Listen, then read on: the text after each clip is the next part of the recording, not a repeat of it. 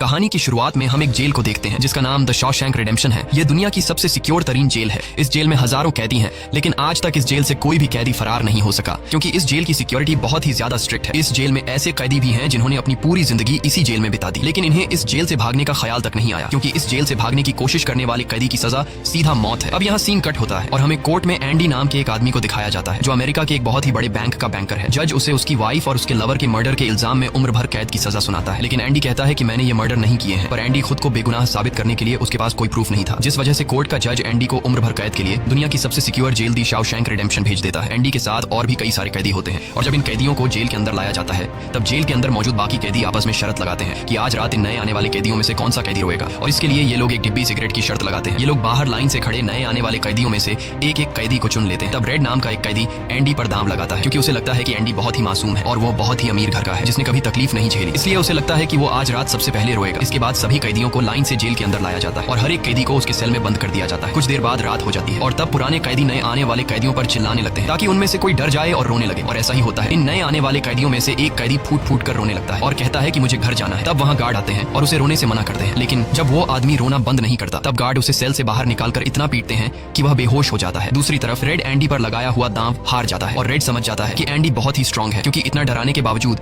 उसने एक आवाज तक नहीं की। इसलिए अगले दिन रेड अपने साथी को सिगरेट का एक डिब्बा दे देता है क्योंकि रेड एंडी पर लगाया हुआ दांव हार चुका था। तभी हम एंडी को देखते हैं जो अकेला चुपचाप ब्रेकफास्ट कर रहा होता है। तब एंडी की मुलाकात जेल के सबसे पुराने कैदी ब्रुक्स से होती है। ब्रुक्स को यहाँ इस जेल में लगभग 50 साल पूरे होने वाले हैं। एंडी समझदारी से ब्रुक्स से इस जेल के सभी छोटे बड़े रूल्स और हर एक कैदी के बारे में जानने की कोशिश करता है। तब ब्रुक्स एंडी को जेल का हर एक सीक्रेट बता देता है और वो एंडी से कहता है कि अगर तुम्हें जेल के बाहर से कुछ मंगवाना हो तो रेड नाम के कैदी के पास जाना। ये सुनते ही एंडी भी इंतजार नहीं करता और वह सीधा रेड के पास पहुंच जाता है और रेड से कहता है कि मैंने सुना है तुम बाहर से किसी भी चीज को अंदर मंगवा सकते हो। तब रेड कहता है हाँ मैं मंगवा सकता हूँ, लेकिन ऐसी चीज जो यहाँ से भागने या फिर किसी को मारने में काम ना आती हो। एंडी रेड से कहता है कि मुझे हैमर यानी एक हथौड़ा चाहिए। हथौड़े का नाम सुनते ही रेड कहता है कि तुम्हें हथौड़ा ही क्यों चाहिए, क्या तुम हथौड़े से किसी को मारने वाले तो नहीं हो। तब एंडी कहता है नहीं मैं किसी को मारने वाला नहीं हूँ, मेरा यहाँ कोई भी दुश्मन नहीं है। ये सुनकर रेड कहता है कि तुम्हारा यहाँ दुश्मन तो नहीं है, लेकिन जल्द ही कुछ लोग तुम्हारे दुश्मन बनने वाले हैं। वो कुछ लोगों की तरफ इशारा करके एंडी को वार्न करता है कि इन लोगों की गंदी नजर तुम पर है, इसलिए इनसे बच कर रहना। अगले दिन एंडी के कहने पर रेड उसके लिए हैमर मंगवा देता है और जब वो हथौड़ा देखता है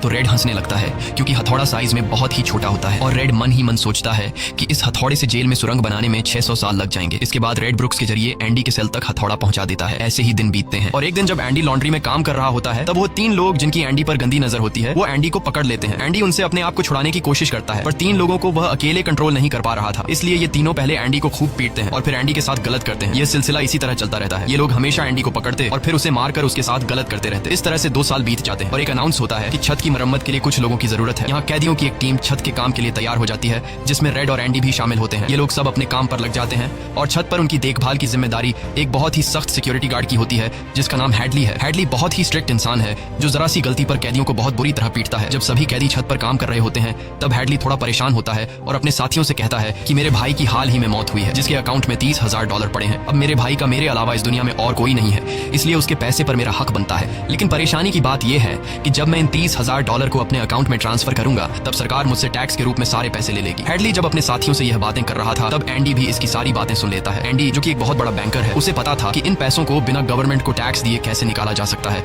इसके बाद एंडी बिना सोचे हैडली के पास जाता है और उससे कहता है कि क्या तुम अपनी बीवी पर भरोसा करते हो। ये बात सुनते ही हैडली को गुस्सा आ जाता है और वह एंडी को पकड़कर छत के किनारे ले जाता है, लेकिन उसे नीचे फेंकने से पहले एंडी उसे बताता है अगर तुम अपनी बीवी पर भरोसा करते हो कि वह तुम्हें धोखा नहीं देगी तो तुम आसानी से अपने भाई के पैसे अपनी वाइफ के अकाउंट में ट्रांसफर कर सकते हो, वह भी बिना टैक्स दिए, क्योंकि गवर्नमेंट का एक रूल है कि कोई भी इंसान अपनी पत्नी को पूरे जीवन में $60,000 तक गिफ्ट कर सकता है और इन पैसों पर कोई टैक्स नहीं लगता। और एंडी ये भी कहता है कि अगर तुम बाहर से किसी लॉयर को रखोगे तो वह तुमसे बहुत ज्यादा पैसे चार्ज करेगा, लेकिन मैं ये काम तुम्हारे लिए फ्री में कर सकता हूँ। तब हैडली पूछता है बदले में तुम्हें क्या चाहिए। इस पर एंडी मुस्कुराते हुए कहता है मुझे कुछ नहीं चाहिए, जब तुम्हारा काम हो जाए तुम बस मेरे सारे दोस्तों को बियर पिला देना। और अगले दिन सभी कैदी छत पर बैठकर बियर का मजा ले रहे होते हैं। यानी एंडी ने हैडली का काम कर दिया था, लेकिन एंडी बियर नहीं पीता। वह एक कोने में बैठकर सभी को बियर पीते देखकर खुश होता है। एंडी के साथी भी उससे बहुत खुश होते हैं क्योंकि जेल में बियर पीना ऑलमोस्ट इम्पॉसिबल था, लेकिन एंडी की वजह से उनकी यह इच्छा पूरी हुई। फिर समय ऐसे ही बीतता है और एंडी और रेड की दोस्ती गहरी हो जाती है। कुछ दिन बाद जेल में सभी कैदियों को फिल्म दिखाई जाती है और सभी लोग रीटा हेवर्थ की फिल्म देख रहे होते हैं। तब एंडी रेड के पास आकर कहता है मुझे रीटा हेवर्थ का एक बड़ा पोस्टर चाहिए। एंडी रेड से इसलिए पोस्टर मांगता है क्योंकि पूरे जेल में एक रेड ही था जो बाहर से किसी भी चीज को मंगवा सकता था। इसके बाद एंडी बाहर निकलता है।